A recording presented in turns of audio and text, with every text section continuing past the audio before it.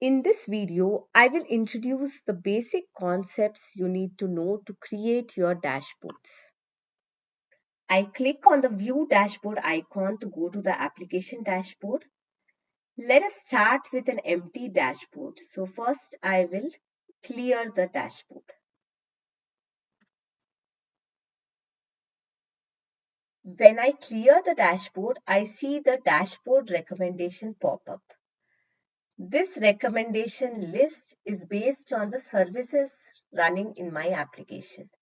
I can either build my dashboard by selecting one or more options from this recommended list, or select the skip option to start with a blank dashboard.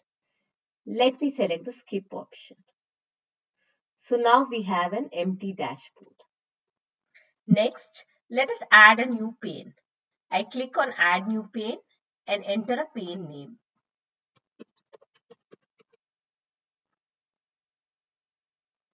Similarly, I have created another pane, My Pane 2. We can change the order of the panes in the dashboard. Click on Edit and we can move the panes around. I'll move My Pane 2 to the top. If the panes are related, we can group them together. Let us add these two panes into a group called My Panes. So I will edit the pane, and for the tag group, I enter the value as My Panes.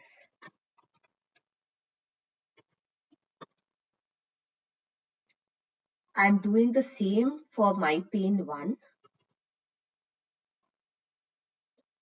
Now both the panes are under the group My Panes.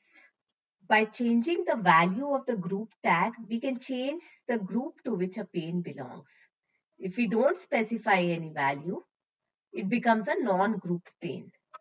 I will remove the group tag and save the pane. Now My Pane 1 is out of the group. We can fill up a pane with components. We can add a variety of components to a pane. We can view the data collected for the application in Browse Data. The data is organized into 3 indexes: metrics, logs, and tracing.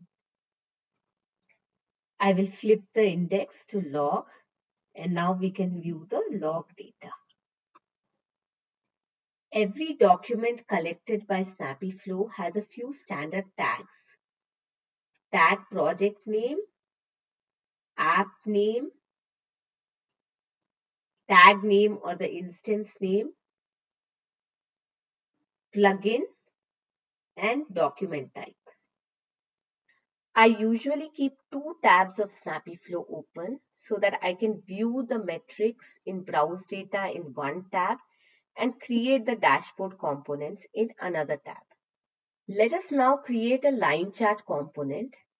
I will pick the metrics CPU util, which is in document type CPU util, and RAM util. I will add a line chart component, provide a title,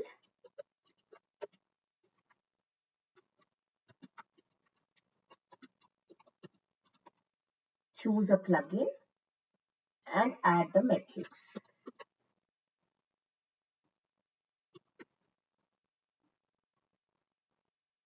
Now I save the component and we have the first component in our dashboard.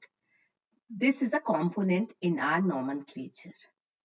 I have added 2 more components to this dashboard, a line chart and a summary box. Let me show you how to change the order of the components using cut, copy, and paste functionality. To move a component, click on the component and press Ctrl X. I'm using a Windows laptop, but in case you are using a Mac laptop, you need to press Command plus X. So I'm clicking on the summary box and pressing Ctrl X. I want to paste the summary box before this line chart component. So to paste before a component, I click on the component and press Ctrl V. So I'm clicking on the CPU and RAM util line chart and pressing Ctrl plus V. Ctrl plus M is used to paste after a component. Let's say I want to move the latency line chart after the summary box component. So first I've clicked on the line chart and I'll press Ctrl plus X to cut. Then I'll click on the summary box and press Ctrl plus M.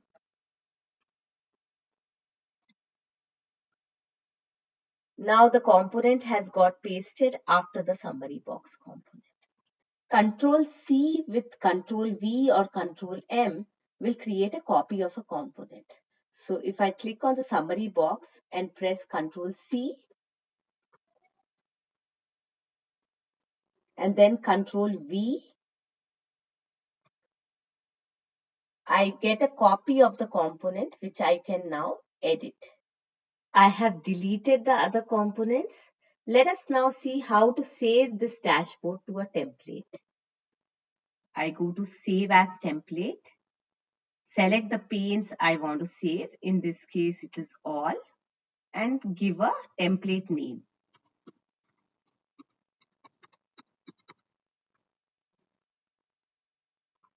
Now a custom template has got created. So if I go to Change Template, I can see the template which I have created as a custom template in the list. We can flip the template that is applied to the data using the Change Template option.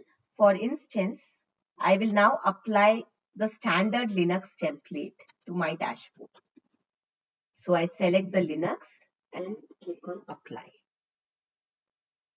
So now we have a Linux dashboard. Now I'll flip the dashboard back to the template we just created.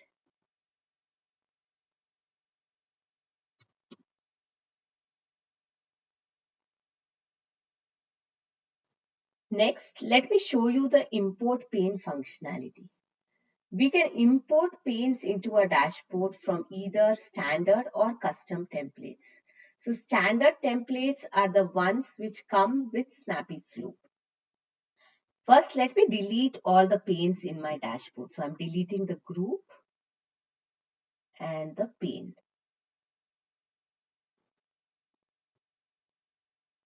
Now I'll import them back from the template I just created. So I select the template